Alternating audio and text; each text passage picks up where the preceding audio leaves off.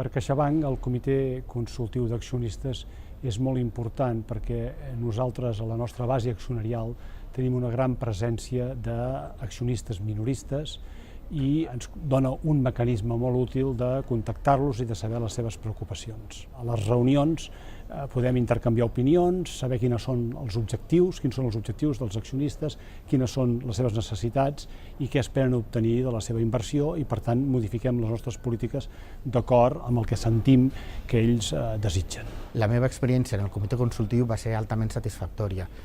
en el sentit de que primer vaig conèixer molt el funcionament de la societat i a més crec que vam aportar forces idees per millorar el coneixement que té l'accionista de la societat i les informacions que realment li interessen a ell.